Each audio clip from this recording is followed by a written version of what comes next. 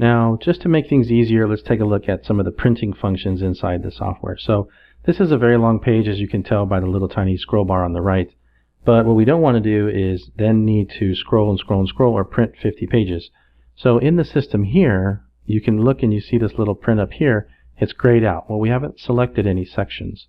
So as you see these little printers along the side, they're telling you what you want to actually print. So if I was to click this one, you can see this green line here is coming down pretty far. This is how far it's going to go. Everything in there is going to get printed. And that's because I chose the whole section. If I undo that and then select this next section here, now you can see I'm printing that. So it's going to save you quite a bit of time when it comes to looking for what you're looking for afterwards, because you're only printing this one section of this whole page.